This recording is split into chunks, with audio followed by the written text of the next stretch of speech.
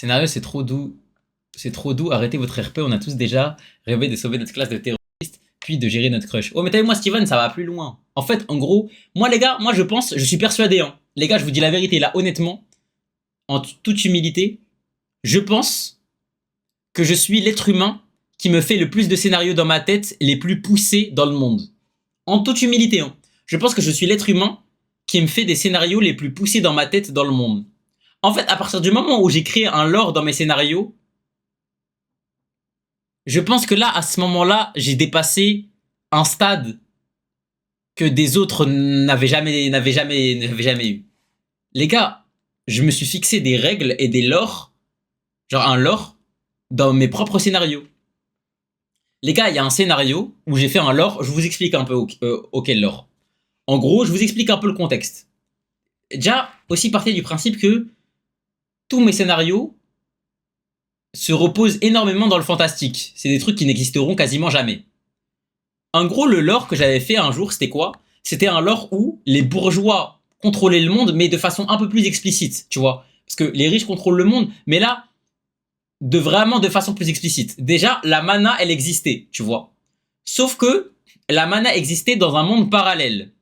Et en gros, un peu comme Hunger Games, à chaque saison de personnes qui ont 15 ans, les bourgeois des grandes écoles, c'est-à-dire, imaginons, vous voyez les grandes écoles en mode Henri IV, etc., et tout, nanan, elles envoyaient les mecs de cité, enfin les mecs des écoles de cité, dans l'autre monde pour les sacrifier, ok?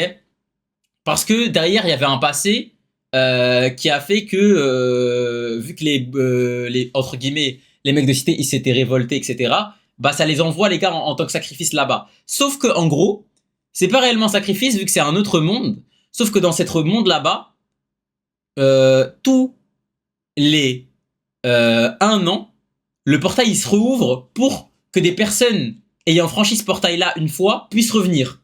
Sauf qu'en fait, le truc, c'est quoi? C'est que quand on t'envoie là-bas, tu reviens quasiment jamais. Mais quand je dis quasiment jamais, il y a un mec qui revient tous les 10 ans. Vous voyez ce que je veux dire? Et en gros, dans ce lore-là, du coup, c'est quoi? C'est les lycées prestigieux. C'est des mecs qui sont les plus forts armés, en termes d'armée, etc. et tout, c'est les meilleurs. Ils sont trop au-dessus, ok? Et moi, bah forcément, j'étais dans le collège-lycée des merdes, tu vois. Et en gros, le jour où on t'envoie dans le portail, il y a toute ta famille qui te dit adieu. Parce qu'en fait, finalement, là, à ce moment-là, tout le monde te dit au revoir. Tu vois, tout le monde te dit c'est fini, mon gars, on va plus jamais te revoir. Donc, mon père, ma mère. Parce qu'en gros, aussi, oui, il y a des fois où, t'as vu, il y a des générations qui peuvent esquiver le bail. C'est pas tous les ans, c'est tous les 2 ans, un truc comme ça, tu vois. Du coup, il y a des générations qui esquivent le bail. Et moi, la génération de mon père, elle avait ski. Du coup, ma mère, ma mère, elle était bien et tout, nanan. Et ça envoie que les hommes. Ça envoie que les hommes. Et en gros, le truc, c'est quoi? C'est que comme par hasard, dans mon lore, j'ai fait quoi? C'est que cette saison-là, ça avait décidé d'envoyer les hommes et les femmes. Ok? Et moi, j'avais pas 15 ans. J'avais Veski. J'avais Veski, tu vois, j'avais Veski mon truc. J'avais Veski mon truc. Sauf que ça a envoyé ma sœur. Et quand ça a envoyé ma sœur, tout le monde, genre en mode, ma famille, ils étaient en pleurs, tout le monde était en pleurs, etc., etc. Et vous vous doutez bien, vu que c'est un scénario fait par Abdou, je demande à genoux de la remplacer, tu vois, pour aller là-bas à sa place. Donc voilà, je dis que je vais y aller, etc. Hop, je ramène ma soeur, je lui dis prends soin des parents pour moi, etc. Et en gros, je dis quoi? Je dis devant. Et en gros, en fait, aussi, on est par classe, tu vois. C'est pas en mode tout le monde est envoyé. En gros, on est par classe et il y a le portail, tu vois. Ça veut dire qu'il y a une classe, tous les parents et tout le monde réacte, tu vois. Et là, j'y vais.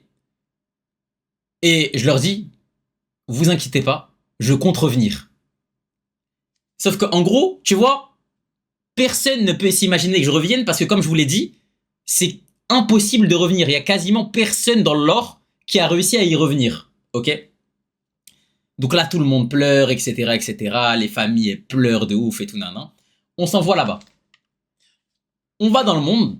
Et en gros, dans le monde, c'est un monde quasiment un peu identique au nôtre, sauf que il y a de la mana et la civilisation, elle est un peu plus différente. Genre, les infrastructures, elles sont différentes, etc.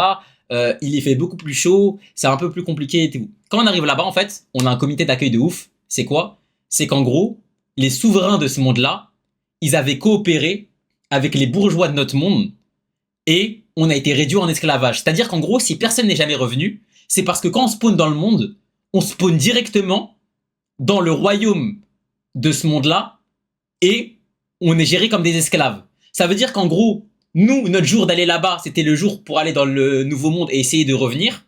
Sauf que dans ce monde-là, pour eux, c'était le jour d'avoir de nouveaux esclaves. Et donc, en gros, ça nous ramène en esclavage, etc. Et tout, nan, nan. Tout le monde pleure, tout le monde chiale, etc. Ça nous ramène dans des cages, ça dit, ouais, encore une fois cette année, les humains de l'autre monde ont respecté leurs paroles, etc., etc. Et du coup, nous, on comprend pas, on demande et tout. Et ils nous expliquent un peu le lore. Et ils nous disent, bah, en gros, apparemment, il y avait une guerre à l'ancienne entre ce monde-là et notre monde. Mais le traité de paix qui a été fait entre les deux mondes, c'est qu'en réalité, ils acceptaient de nous envoyer des esclaves chaque 2 ans, hommes, et cette année-là, pour pouvoir honorer encore le traité, on a demandé des femmes, et ils l'ont fait. Donc là, tout le monde chiale, etc. Et tout nan, on envoie des cages et tout nan. Et on est ramené dans un convoi. Et dans le convoi, à un moment, il se passe un truc de ouf, parce que là-bas, il y a de la mana et tout. Et il y a un mec, et un autre mec, il se tapait avec de la mana et tout. Et ça a fait péter notre convoi. Moi, j'essaye de m'échapper et tout, nan et tout. Et j'arrive à me faufiler un peu dans la forêt. Et là, pour la première fois de ma vie, je vois du coup de la mana. Pour la première fois, je vois il y a des mecs qui utilisent le feu, des mecs qui utilisent le vent, etc. et tout, nan. Et le truc, c'est quoi? C'est que je vois tous mes autres camarades qui n'ont pas réussi à s'échapper. Et là, je suis tétanisé, je me pisse dessus, je fais rien du tout, je suis une grosse salope. Je reste caché comme une grosse chienne. Et premier réflexe que j'ai, c'est d'aller dans la forêt. Je vais dans la forêt, je pleure de ouf, je suis une grosse merde, etc., etc.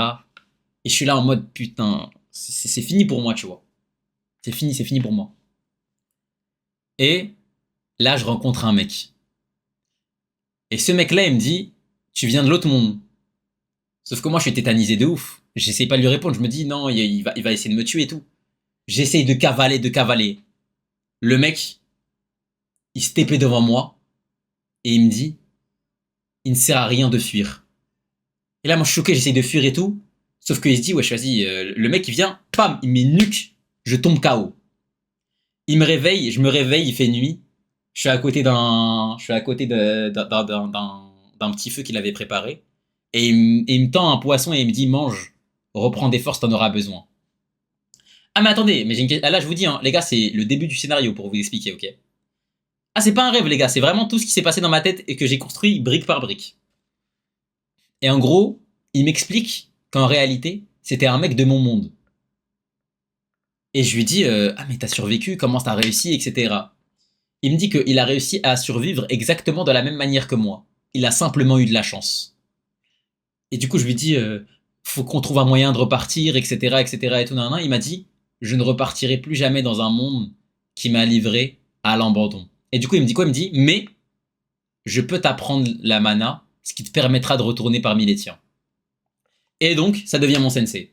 Mais il m'a dit quoi? Il m'a dit, mais dans un premier temps, ne restons pas ici. Et là, il arrive et il prend une technique de TP comme Goku et il me TP dans une île. Et je lui dis, on est où? Et il dit, là, ici, c'est chez moi, à l'abri de toutes les personnes qui peuvent te faire du mal ou quoi que ce soit. Et là, je lui dis, mais pourquoi alors vous étiez venu ici si vous étiez à l'abri dans votre ville, etc. Et il me raconte que il essaye de faire en sorte, chaque année, d'espérer qu'une personne, elle puisse se sauver du convoi et qu'il puisse lui expliquer un peu son histoire et tout. Et donc là, il commence à m'entraîner. Il commence à m'entraîner avec la mana, etc. Nanana. Bref, là, je vous passe les détails de l'arc entraînement et tout. Arc entraînement fini, ça a duré 8 bons mois. On le répète, les gars, les portails, ils pop toutes les 1 an. 8 bons mois l'entraînement. Tous les 2 ans, pardon, les portails. Du coup, 8 bons mois, ça a duré. 8 bons mois, mais en termes d'entraînement, je suis au max. Je maîtrise énormément la mana, etc. Et il me dit, Par contre, il y a quelque chose que tu ne sais pas.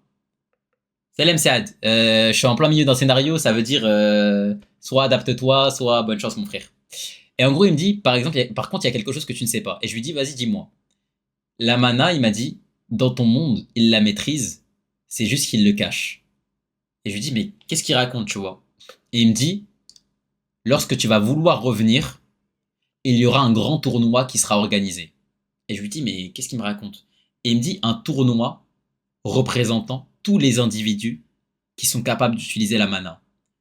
Et je lui dis, mais moi, j'avais jamais vu ça. Et il me dit, si tu as jamais vu ça, c'est parce que aucun membre de tes cités n'est revenu en vie. Et seules les personnes maîtrisant la mana et les entourages des personnes qui maîtrisent la mana sont conviés à ce tournoi. Et il me dit quoi? Il me dit, à ton avis, penses-tu vraiment que les bourgeois maîtrisent le monde uniquement par leur richesse? Et là, t'as vu, tout prend sens dans ma tête et tout. Et en gros, il me dit quoi? Il me dit, quand tu repartiras là-bas, passe-leur ce message. Le souverain de ton monde est en réalité la personne qui m'a contraint à aller là-bas. Et là, je lui dis, ok, je passerai ton message et tout. Et là, je lui dis, mais malheureusement, je compte pas repartir dans mon monde seul. Il faut que je les libère. Et il me dit, mais t'es fou, nan, vouloir essayer de les libérer, tu ne pourras jamais essayer de les ramener tous ensemble, etc. C'est impossible. Ils ont déjà été vendus comme esclaves séparément, etc. Je lui ai dit, ça fait 8 mois que je suis là, j'ai encore du temps. J'ai encore du temps pour pouvoir repartir dans mon monde. Et là, ce que je fais, c'est quoi? C'est que j'essaye de rechercher toutes les personnes qui ont été envoyées vers toutes les familles qui ont pu les acheter en tant qu'esclaves et de tous les libérer un par un.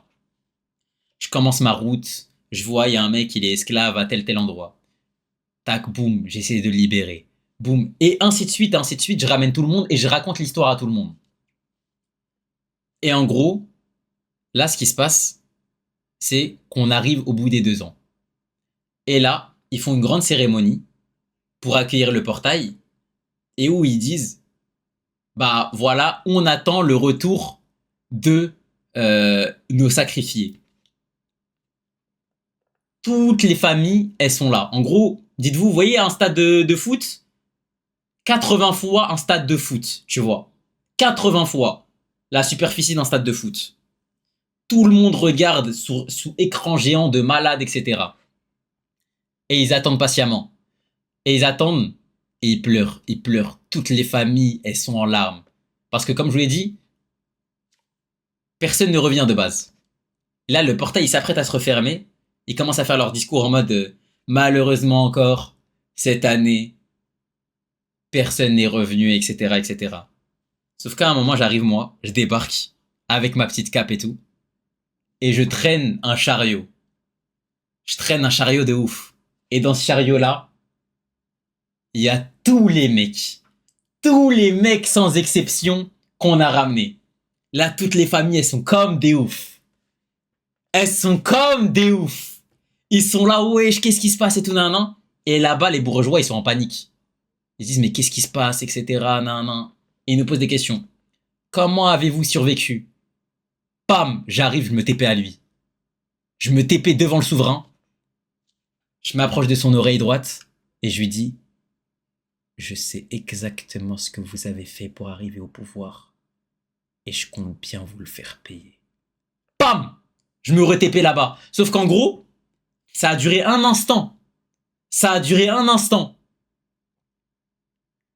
Là, le souverain, il est en panique. Il est en panique de ouf et il a dit quoi? Et il fait quoi? Il fait, pour commémorer le retour de nos héros, un tournoi aura lieu. Un tournoi aura lieu dans lequel ils devront tous s'affronter, ainsi que l'élite des bourgeois, dans un tournoi où il y aura un combat et différentes épreuves. Et là, tous les mecs qui étaient avec nous, ils pleurent. Ils se disent, on a été mis en esclavage, on a été truc, nani, nan.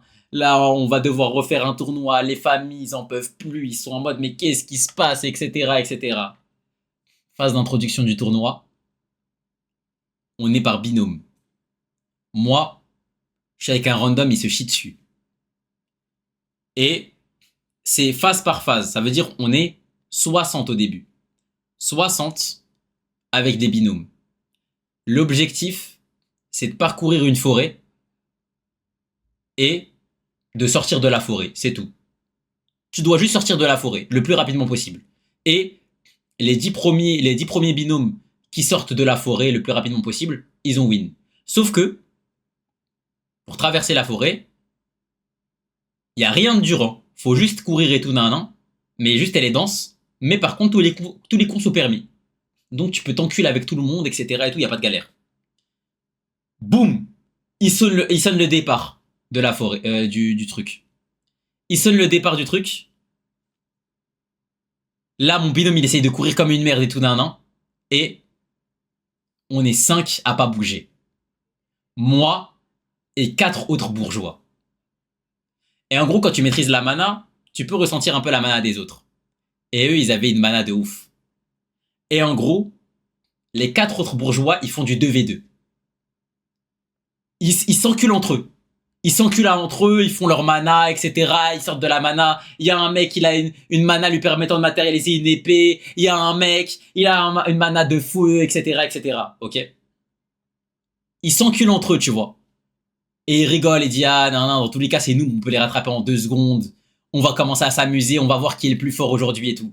Et moi, je les regarde comme as. Avec ma cape et tout. Et là, flashback, je me rappelle du Hej, il m'a appris. Et il m'a dit, fais-leur passer un message. Et en gros, le message que je dois faire passer, c'est pas un message oral, c'est un message de démonstration de force. Et en gros, là, j'arrive à acquérir une transfo. Et la transfo, c'est quoi? C'est une transfo où je me transforme. Vous voyez le mec là de Makete Kate. J'ai une aura de ouf. J'ai une aura de ouf. Tu vois, qui se transforme en moi. Et en mode une aura bleuâtre et tout. Il n'y a pas d'éléments. Et j'ai une aura bleuâtre. Et là, j'arrive. Il y a les mecs en face, hein, qui sont en train de s'enculer. J'arrive, je me TP devant eux. Bam! Je mets une patate à un mec, il tombe par terre. Là, le mec sur le teco. Bam! Je lui mets un coup, il vole dans la forêt. Hop, je redescends comme as, en mode en slow motion. Je redescends comme as. Et je leur dis quoi? Je leur dis, vous comptez vous amuser sans moi? En mode full farming d'aura. Full farming d'aura. Et là, ils sont choc-barre. Ils font quoi? Comment c'est possible, et tout? Et là, ils font du 4v1. J'arrive. Full esquive. Full esquive. J'arrive comme as. Main dans les poches et tout. Et là, les souverains, ils sont choqués. Parce que... Ils sont pas choqués parce que je suis fort. Mais parce que, en gros, la transfo que j'ai apprise, il y avait déjà un mec qui a réussi à l'utiliser. Et c'était le Hej. Et il le connaissait. Et là, la garde rapprochée, ils viennent, ils m'enculent. Ils essaient de m'enculer. Ils arrivent à 4.